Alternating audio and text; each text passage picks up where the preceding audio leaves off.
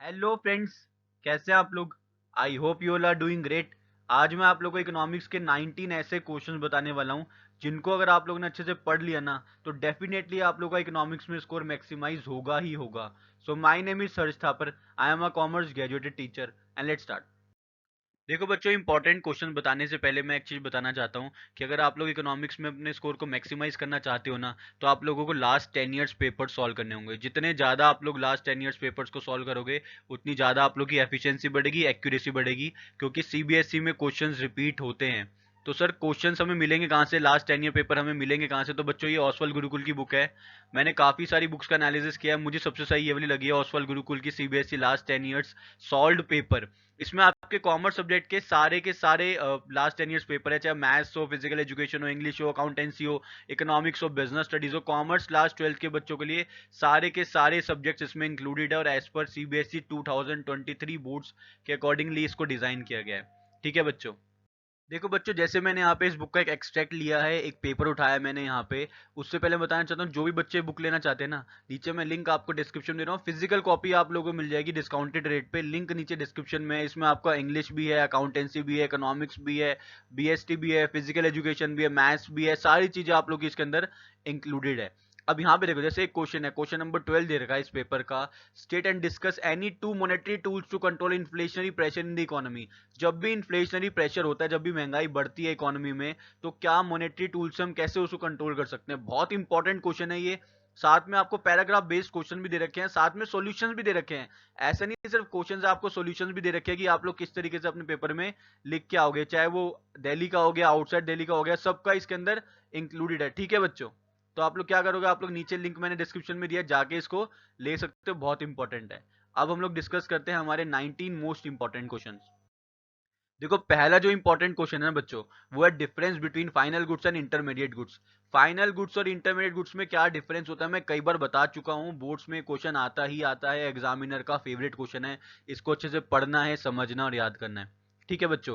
Second most important question है, state the precautions while estimating national income from income method.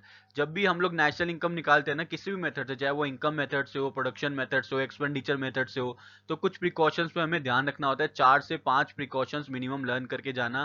काफी बार examiner ये question आप लोगों से पूछता है। थर्ड मोस्ट इंपॉर्टेंट क्वेश्चन है, explain how GDP and welfare are associated with each other.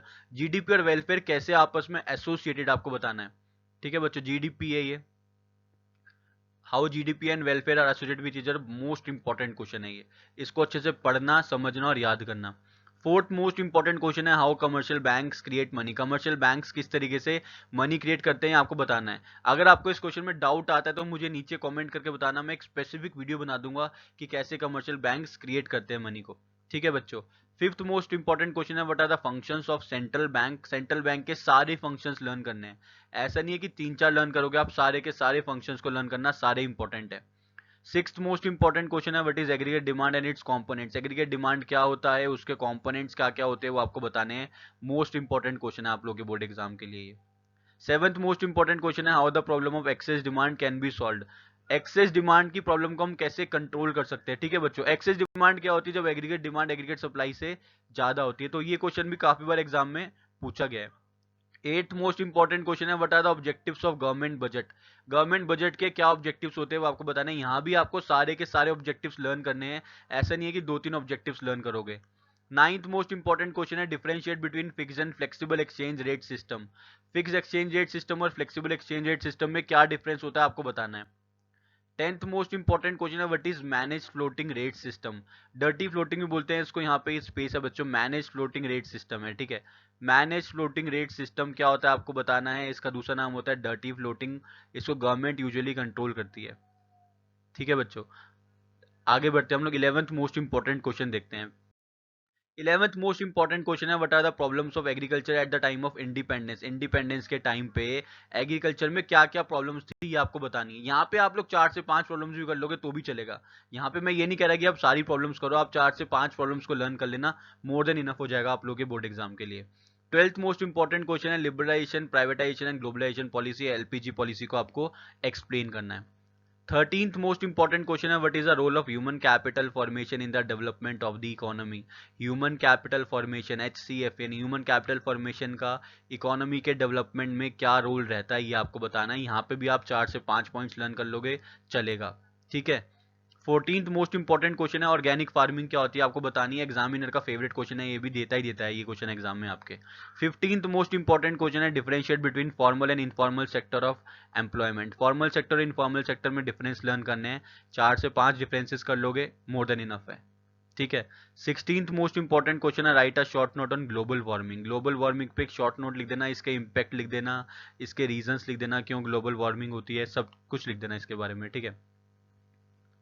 17th most important question है, compare the development experience of India, Pakistan and China. IPC, India, Pakistan और चाइना में आपको कंपेरेटिव डेवलपमेंट बनाना है। ऐसे table बना लेना एक, ऐसे लिख देना GDP किस में कितना है, पॉपुलेशन किस में कितनी है, क्या पॉलिसीज अपनाई, इस तरीके से डिफ्रेंशिएट करोगे तो आपको ज़्यादा मार्क्स मिलेंगे।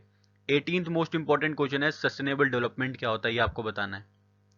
19th मोस्ट इंपॉर्टेंट क्वेश्चन है, what is the difference between revenue receipts and capital receipts. ठीक है बच्चों, यहाँ पे कई जगहों पे स्पेस नहीं डला है, तो समझ जाना रेवेन्यू रिसीट्स और कैपिटल रिसीट्स है बच्चों, ठीक है। ये रेवेन्यू रिसीट्स और कैपिटल रिसीट्स में आपको डिफरेंस करना है, ऐसे करके डिफरेंस कर देना, टेबल की फॉर्म में कर दोगे ज़्यादा बढ़िया है। एग्जाम्पल्स वगैरह दोगे तो ज़्यादा मार्क्स मिलेंगे आप लोगों को, ठीक है। तो ये 19 ऐसे क्वेश्चन हैं जो कि आपके इकोनॉमिक्स में यूजुअली रिपीट होते ही होते हैं, तो इन क्वेश्चन को पहले प्रिपेयर कर लेना आप लोग। अगर फिर भी कोई दिक्कत आ रही है तो मेरे से नीचे कमेंट करके पूछो, ताकि मैं आप लोग की हेल्प कर सकूं। तब तक के लिए चैनल को सब्सक्राइब करना मत भूलिएगा और साथ में लगे बेल आइकन को प्रेस कर देना। All the very very best, thank you.